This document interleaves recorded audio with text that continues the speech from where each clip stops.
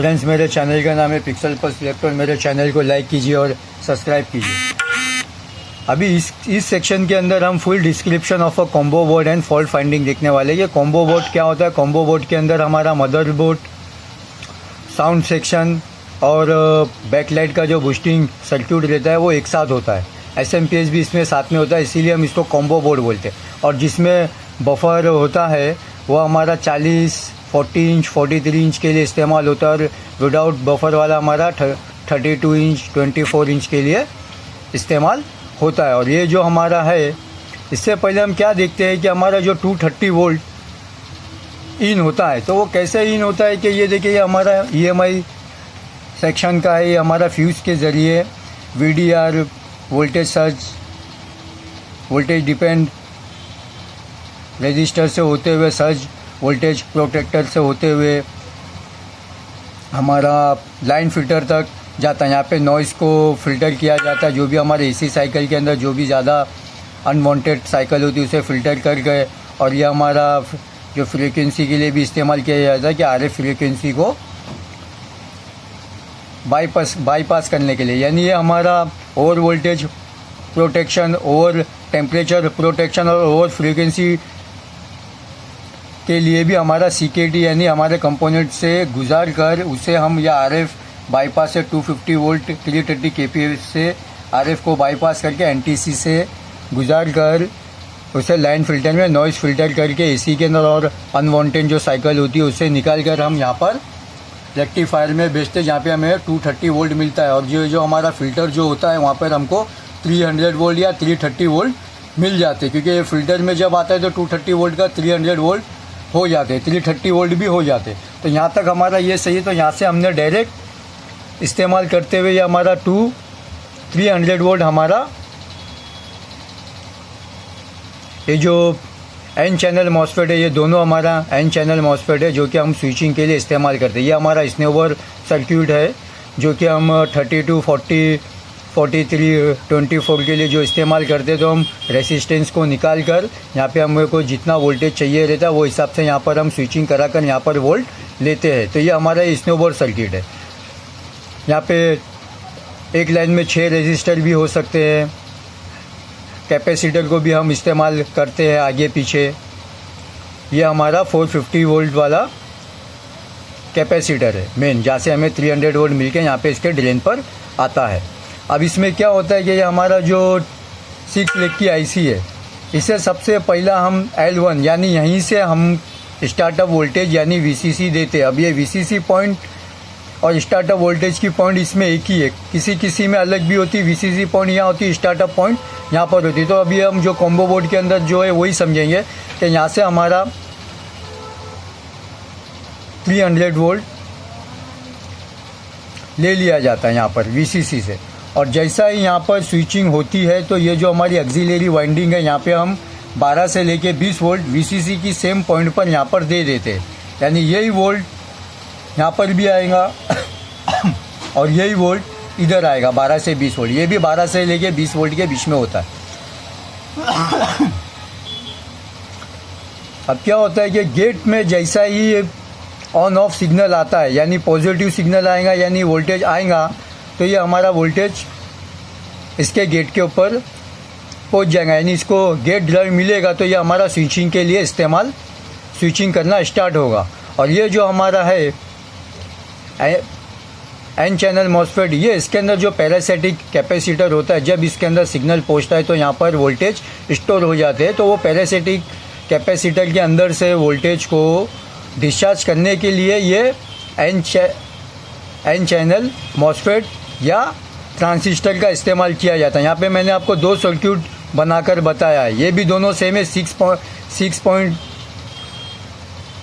Point number 6 और point number 6 यहाँ पर सेम है। तो यहाँ पर N चैनल मॉसफेट लगाया हुआ है, यहाँ पे PNP ट्रांजिस्टर लगा है। दोनों का काम सेम है। जब यहाँ से वोल्टेज यहाँ पर पहुँचा और इसने यहाँ पे स्विचिंग स्टार्ट किया, अगर यहाँ पर नेगेटिव वोल्टेज आता है तो नेगेटिव वोल्टेज अगर आता है तो यहाँ से नेगेटिव पास होता है और इसके बीच में जो भी वोल्टेज यहाँ पे हाथ जो है खाली रहना चाहिए। यानी ये पूरा वोल्टेज डिस्चार्ज हो जाए तो ही हमारा काम स्विचिंग सही होंगे। अगर यहाँ पर वोल्टेज बच जाता है, पैरासिटिक कैपेसिटर के अंदर वोल्टेज बच जाता है, तो हमें स्विचिंग सही नहीं मिलेंगी। तो उसको पूरी तरह से डिस्चार्ज करने के लिए, यानी कोई चीज़ अगर लेना है तो हमारा वही सेम हाथ, लेने वाला हाथ खाली रहना चाहिए, ना कि उसमें कोई चीज़ भरी हुई लेना चाहिए। तो उसको खाली करने के लिए, उसे डिस्चार्ज करने के लिए ये एन चैनल का मॉसफेट यहाँ पर इस्तेमाल किया हुआ है। तो यहाँ पे जैसा ही नेगेटिव आता है, यानी ऑफ कंडीशन में आता है, तो यहाँ पर ये नेगेटिव वोल्टेज जब यहाँ पर आ जाता है, नेगेटिव वोल्टेज, तो ये इसको डिस्चार्ज कर देता है। यानी ये काम डायरेक्ट साथों साथ होगा, क्योंकि पॉजिटिव वोल्टेज आएगा तो ये जब तक इसको पॉजिटिव मिलेगा, यानी ऑन कंडीशन, यहाँ पे कोई वोल्टेज आएगा, पल्स आएगा, ऑन कंडीशन में आएगा, तो ये हमारा स्विचिंग करेगा। और यहाँ पे जब नेगेटिव वोल्ट आएगा, यानी 0 वोल्ट आएगा, नेगेटिव पल्स आएंगी, ऑफ कंडीशन में रहेगा, ऑफ नेगेटिव पल्स ये सेम होता है, और ऑन कंडीशन और पॉजिटिव वोल्ट ये सेम होता है। यानी तो यहाँ पे जब आएगा तो ये इसको डिस्चार्ज कर देगा। तो ये हमारे सिर्फ और सिर्फ डिस्चार्ज के लिए होता है। अब यहाँ पे जैसा ही वोल्ट डिस्चार्ज स्विचिंग हुई, यहाँ पे हमारा यहाँ पे इलेक्ट्रोमैग्नेटिक फील्ड बनेंगी, इलेक्ट्रोमैग्नेटिक कंडीशन होगा, और मैग्नेटिक फील्ड बनने से यहाँ पर कोलैप्स होगा और चॉप होगा, क्योंकि ये हमारा एसी है, और क्योंकि हमको यहाँ पर इस तरफ वोल्ट पहुँचाने के लिए डीसी को एसी बनाना पड़ता है, इसीलिए हम स्विचिंग करवाते कि डीसी से एसी बने। और एसी जैसा ही यहाँ पर बनता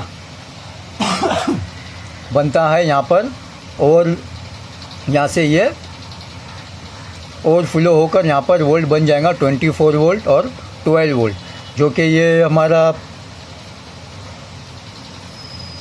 रेक्टिफायर डायोड है। यहाँ पे CLC जो हमारा फिल्टर सर्किट है, वहाँ से ये 24 वोल्ट VDC बन जाएगा। यही सेम सर्किट यहाँ पर ऊपर भी रहेगा, यही वाला रेसिस्टर वाला, और ये हमारा CLC सर्किट के साथ, रेक्टिफायर डायोड के साथ 12 वोल्ट बन जाएगा। अब ये जो हमारा करंट सेंस है, अब करंट सेंस कैसा जा रहा है देखो,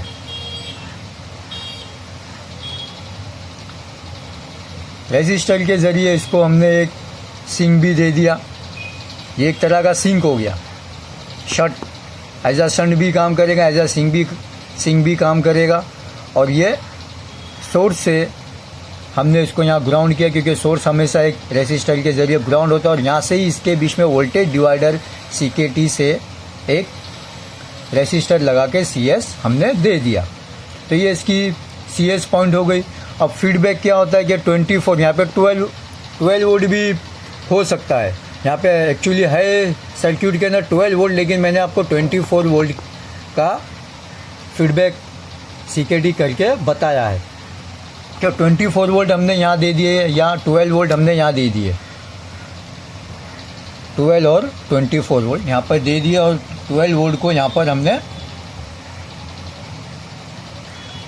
एक सिग्नल भी यहाँ पर हमने दे दिए। ये हमारी LED है ऑटो कपलर की, और ये हमारा LM या TL431 IC है, जो कि 3 लेग में भी आती है या IC के अंदर भी आता है। ये हमारा इंटेलिजेंस डिज़ाइनर है, और यहाँ से हमने रेफरेंस वोल्टेज इसको दिया, और यहाँ से इसको ग्राउंड हमने प्रोवाइड कराया। अगर हम उसको डायरेक्ट ग्राउंड करेंगे तो यहाँ पर जितना ग्राउंड देना चाहिए, यानी ग्राउंड की भी एक कैपेबिलिटी होती है कि ग्राउंड हमको जितना देना है उतना ही यहाँ पर वोल्ट यहाँ पर पास होगा, जिसको हम बोलते हैं बाइसिंग करना। जैसा बेस बाइसिंग होती है वैसा ग्राउंड बाइसिंग होती है। तो ये हम ग्राउंड बाइसिंग करके, वोल्टेज को बाइसिंग करके ग्राउंड यहाँ पर प्रोवाइड कर रहे हैं। तो ये 12 वोल्ट हमारा यहाँ पर पहुँचा, यहाँ पे हमारा 24 या 12 वोल्ट यहाँ पर पहुँचा। हमने इसको इसका फीडबैक सर्किट यहाँ पे दिया, ताकि हमको यहाँ पर रेगुलेटेड 24 वोल्ट और 12 वोल्ट मिलता रहे, रेगुलेटेड 24 वोल्ट और 12 वोल्ट मिलता रहे, जो कि इसी के सिग्नल के ऊपर काम होकर यहाँ पर पिन नंबर 2 पर यहाँ पर जाएगा। और ये 4 और 3 जो इसकी आउटपुट पिन है, और 1 और 2 इसकी इनपुट पिन है, इनपुट पिन। और यहाँ पर इसको कंपैरेटर या रेफरेंस या फीडबैक इसको मिलता रहेगा, क्योंकि इसी के ऊपर ये चलेगा कि यहाँ पे जितना वोल्ट मिलेगा उसी के ऊपर इसकी सेटिंग की जाती है और यहाँ पे उतना ही वोल्ट हमको रेगुलेटेड वोल्टेज मिलता रहेगा और ये हमारा पूरा साइकिल 360 डिग्री के हिसाब से चलेगा।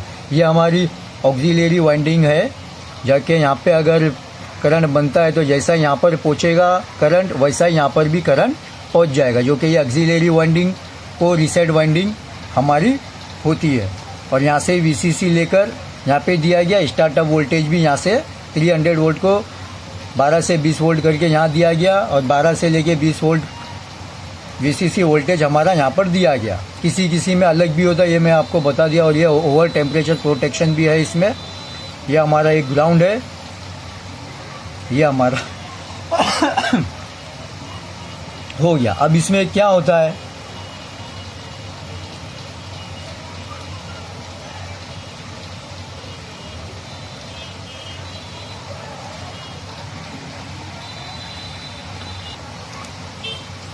और अभी अगर हम देखते हैं कि ये कैसा इस्तेमाल होता है कि हमें फॉल्ट फाइंडिंग कैसा करना। अगर यहाँ पर वोल्ट कुछ भी नहीं बन रहा है, यानी ना 24 बन रहा है ना 12 बन रहा है, तो हमें 300 वोल्ट चेक करना है। ये जो हमारा स्नोबॉर्ड सर्किट ये चेक करना है। यहाँ पे एक लेग इसका निकाल के यहाँ पे 300 वोल्ट पहुँच रहा है कि नहीं, ये हमको चेक करना है। फिर इसको ड्रेन को हमको लगा देना है। लगाने के बाद यहाँ पर हमको VCC पॉइंट के ऊपर 12 से लेके 20 वोल्ट के बीच में चेक करना है कि यहाँ पर 12 से लेके 20 वोल्ट पहुँचे है कि नहीं। और अगर चालू कंडीशन के अंदर अगर हम यहाँ चेक करें तो 300 वोल्ट का अगर आधे वोल्टेज यहाँ पर हमको मिल रहा है AC, यानी अगर यहाँ पे हमको 150 140 वोल्टेज अगर मिल रहा है तो हमारी स्विचिंग हो रही है। अगर उतना ही वोल्टेज अगर मिल रहा है, सेम वोल्टेज 300 वोल्ट जब, यानी इसको ऑन करने पर, तो हमारी स्विचिंग मतलब नहीं हो रही है, हमारा सर्किट फेल है। या तो हमारी IC फेल है, या तो हमारा ये फेल है, या तो ग्राउंड के ऊपर ये गेट के ऊपर हमको गेट ड्राइव नहीं मिल रहा है, या तो हमारा मॉसफेट शॉर्ट है या ख़राब है। तो उसके लिए हमको ये सब चेक करना होता है कि यहाँ पर अगर वोल्ट बन रहे हैं कि अगर कुछ भी वोल्ट नहीं आता इधर तो हमको ये चेक कर लेना चाहिए।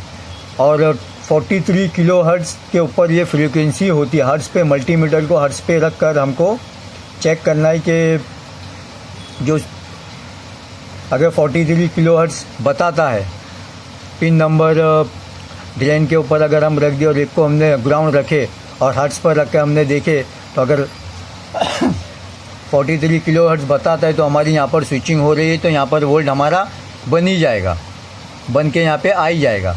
अब दूसरी कंडीशन क्या होती है, ये हमने ये चेक कर लिए 12 से लेके 20 वोल्ट VCC पॉइंट के ऊपर या स्टार्टअप पॉइंट के ऊपर। और ये हमारा अगर फ्लक्चुएशन स्टेबल वोल्टेज नहीं है और फ्लक्चुएशन हो रहा है तो इसके साथ जुड़े कंपोनेंट को हमको चेक करना होता है। ये सब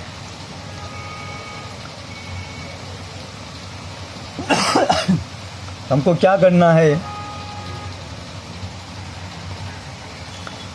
अगर VCC अगर ये जो हमारी VCC अगर यहाँ पर वोल्टेज फ्लक्चुएशन हो रहे हैं तो हमको जो पिन नंबर 4 और 3 को ओपन कर लेना है।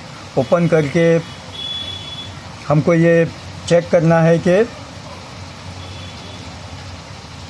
यहाँ पर वोल्टेज कितना है, कि पिन नंबर 4 के ऊपर जो कि हमारा आउटपुट पिन है, यहाँ पर अगर हमको 0.5 वोल्टेज या 0.49 वोल्टेज आधा वोल्टेज हमको मिले तो सही है। और पिन नंबर 1 और जो 2 है ये इनपुट पिन, यहाँ पे हमको 1.5 वोल्ट 2 वोल्ट मिले तो सही है। अगर यहाँ पर वोल्टेज फ्लक्चुएशन हो रहा है तो इसका मतलब आउटपुट पे भी हमारा वोल्टेज फ्लक्चुएशन होगा। तो इसके साथ जुड़े जो भी हमारे VCC या जो हमारा होता है इसे आप चेक करो। ये हमारा कैपेसिटर है, ये हमारा डायोड है, ये चेक करो। इससे पहला आप चेक करके पूरा 12 से लेके 20 वोल्ट के बीच में फ्लक्चुएशन ना हो, ये पूरा आप सही करो। अगर फिर भी वोल्टेज फ्लक्चुएशन हो रहे हैं तो हमारी जो फीडबैक लाइन है उसके बीच का कोई भी इंटेलिजेंस जीनर या 431 IC या हमारा LED, इसको ओम्स पे रख के भी चेक करो। अगर फॉरवर्ड बायस में 300 से लेके 450 500 बताता है तो सही है। अगर लो ओम है 50 वोल्ट बता रहा है, 60 वोल्ट बता रहा है, 100 वोल्ट बता रहा है तो ख़राब है। और रिवर्स बायस के अंदर अगर इन्फाइनाइट हो जाता है, यानी ज़्यादा बताकर इन्फिनाइट हो जाता है, OL हो जाता है तो सही है। अगर वहाँ पे भी वोल्ट अगर कुछ बता रहा है और वो डिस्चार्ज नहीं हो रहा है तो वो हमारा हमको ऑटो कपलर को चेंज करना पड़ेगा, तो हम ऑटो कपलर चेंज कर देंगे। ये हमारा अगर फ्लक्चुएशन हो रही तो ये सब हम इसको चेक करेंगे। और यहाँ पर हम पिन नंबर 1 और 2 जो कि हमारी इनपुट पिन है वहाँ पे हम 1.5 से लेकर 2.5 वोल्ट देखेंगे, और हमारी आउटपुट पिन के ऊपर हम आधा वोल्ट 4 से लेकर 3 नंबर की पिन पे हम आधा वोल्ट देखेंगे।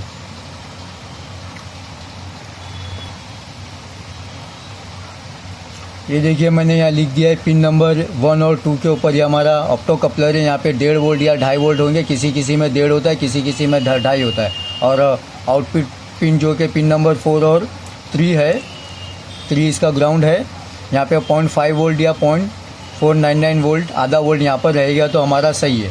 और ये जो हमारा इंटेलिजेंस जीनर है इसके पिन नंबर 1 और 2 के ऊपर ये हमारी 1 और ये 2 के बीच में जो हमारी पिन है इसके ऊपर 2.5 वोल्ट बताएगा। और ये जो हमारा रेफरेंस पॉइंट है ये वाला यहाँ पे आपको 3.5 वोल्ट बताएगा, जो कि एक रेजिस्टर के ज़रिए पिन नंबर ये हमारे आर से गुजार कर इसको ऑटो कपलर के पिन नंबर 1 और 2 में दे देते।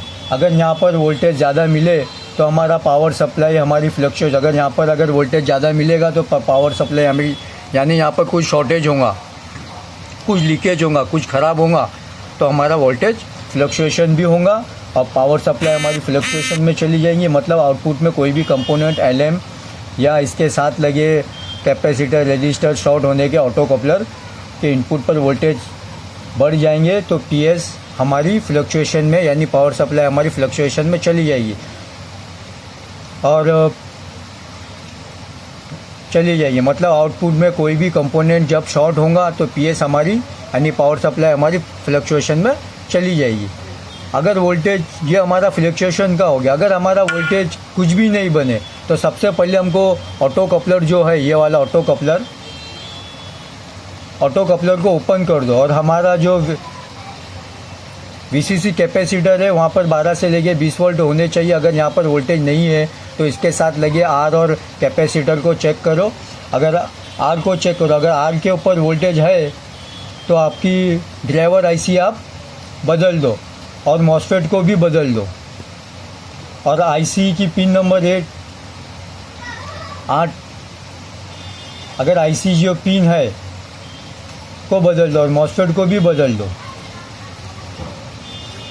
और यहाँ पर अगर समझो FET, BJT, IGBT या SCR जो भी लगा हुआ है उसे आप बदल दो और वो भी बदल, कैपेसिटर जो खुला होगा और सब उसे भी बदल दो और सब डायोड को एक सिरा निकाल कर चेक करो। VCC कैपेसिटर शॉर्ट होने पर R को भी बदल दो और कैपेसिटर को भी बदल दो। यहाँ पर वोल्टेज स्टेबल होना चाहिए। वहाँ पर अगर वोल्टेज स्टेबल नहीं है तो आपको यहाँ पे स्टेबल पहला करना पड़ेगा, क्योंकि अगर यहाँ पे शॉर्टेज होता है तो यहाँ पर वोल्टेज करंट ज़्यादा फ्लो होने से, अगर यहाँ पे ओवर करंट हो जाता है और शॉर्टेज होने से ओवर करंट हो जाएगा तो यहाँ पर भी वोल्टेज बढ़ जाएगा। वोल्टेज बढ़ेगा तो यहाँ पे भी वोल्टेज फ्लक्चुएशन होगा। यहाँ पे वोल्टेज फ्लक्चुएशन होने से भी यहाँ पर वोल्टेज फ्लक्चुएशन होगा आउटपुट पर भी, क्योंकि यहाँ पे इसकी जो साइकिल बराबर नहीं बनेगी, इसको VCC अंदर बराबर नहीं मिलेगी तो ये स्विचिंग बराबर कर नहीं सकेगा। तो R को भी बदल दो और यहाँ के वोल्टेज को स्टेबल करो और IC की PWM IC को, यानी ये जो हमारी IC जो है इसको भी आप बदल दो। अगर वोल्टेज नहीं है तो ये हमको 360 डिग्री पूरा साइकिल बनाकर चलना है, इसमें कुछ भी नहीं है। IC, मॉसफेट और ये ऑटो कपलर इसको चेक करो, ये 431 IC को चेक करो, बस ये इसमें ये सब आ जाता है। इसके वोल्टेज भी मैंने आपको बता दिए, ऑटो कपलर के भी वोल्टेज बता दिए, इंटेलिजेंस जीनर के भी वोल्टेज बता दिए बस। और इसमें कुछ भी नहीं होता। स्नोबॉल सर्किट के भी बारे में आपको मैंने बता दिया। Okay friends, thank you. और हाँ, ये जो हमारा 24 वोल्ट जो बनता है ये हमारा बैकलाइट का जो इनपुट होता है बूस्टिंग CKT के लिए, जो कि 24 वोल्टेज भी हो सकता है, 32 भी हो सकता है, 36 भी हो सकता है।